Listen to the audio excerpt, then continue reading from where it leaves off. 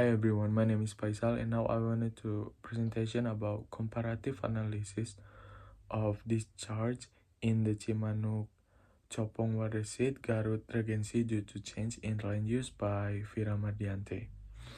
The first one is introduction, a comparative analysis of discharge in the Cimanuk Copong Garut Watershed due to change in land use has deep significance in the context of water resource and environmental management in the region. The Cimanuk Copong watershed is located from Copong to Cikajang with a watershed area of 469.11 square kilometer with a total length of the main river reaching 21.02 kilometer. Due to limited data available for the Cimanuk Copong watershed, calibration was carried out based on calculating from the Cimanuk Lewidaun watershed. The purpose of this calibration is stage or process to obtain model parameter value that are close to actual condition. Next is research method. The method used in this research is descriptive quantitative method. The descriptive method is the research to carry out monitoring that describe the condition of changes in the land use at the research location.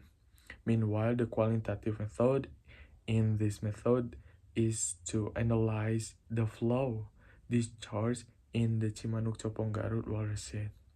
The selection of this location was based on limit flow discharge data in watershed area. Next is research data and sources. The data collection technique used in order to achieve the expected objective carry out several systematic work steps, namely by collecting primary data in the form of field survey, in interview at the Garut Regency Public Works and septical planning receive a service regarding the condition of Copong where outlet and data on the land use around the watershed. Secondary data was obtained from the West Java Province Water Research Service or DSDA. The next is research and discussion. Research data analysis. The relevant data for this research was obtained from the West Java Province Water Research Service, considering Cimanuk Lewidaun discharge for 2003 to 2021, as well as rainfall data and their information that supports the smooth running of this research. In this context is in the in the context of this research, the NRECM model is used to compare flow discharge between in the past, like 2003 to 2012 and present 2012 to 2021 periods. Next is we have four data. The first one is NRECA analysis. In this research, a rainfall discharge simulation calculation was carried out using the NRECM method. This method is used to understand the comparison of flow discharge between 2011 to 2015 and 2015 to 2019 in the Cimanuk Copong watershed. This analysis process was carried out through several experiments to ensure the results obtained were in accordance with existing observation. The next is parameter calibration.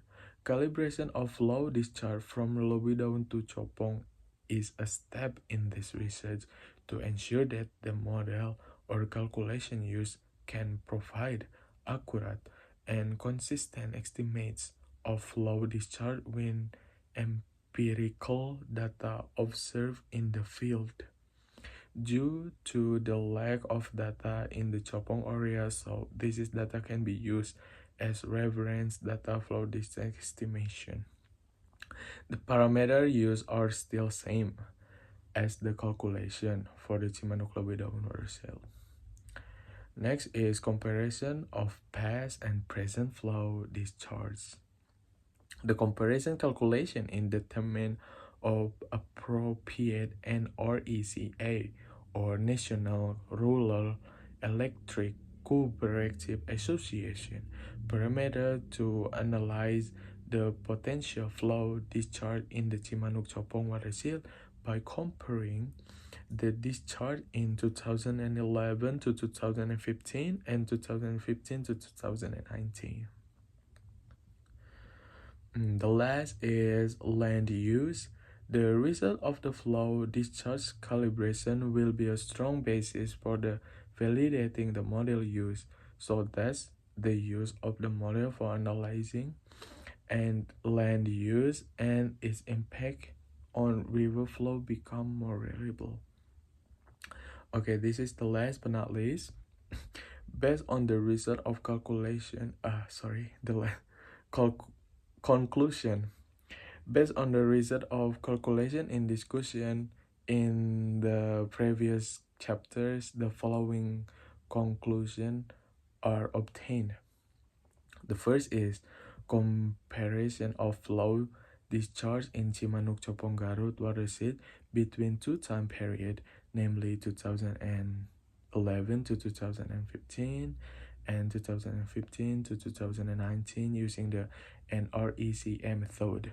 So it can be seen that the flow discharge value in 2015 to 2019 was higher, namely with an average of 18.91 meter per second compared to flow discharge in 2011-2015, namely an average discharge value of 12.48 meter per second. The number two is calibration of flow discharge from the flow source in Lobidaun to Copong destination area. Due to the lack of data of the Chimanuk Copong watershed, this calibration process aims to ensure that this modeling calculation can be calibrated to the Chimanuk Copong watershed with an SE value of 0.56514 qualified. So this data can be a reference for the other hydrological research. And the last is number three, the impact of land use change in 2011 research in a KRS of 6.16. Meanwhile, in 2019 produced a KRS of 6.30, indicating in decline in watershed condition. Change in land use the Chimanuk Copong watershed include resident area increasing by 4%, building increasing by 90-60%, forest increasing by 43%, grass indicating by 26%,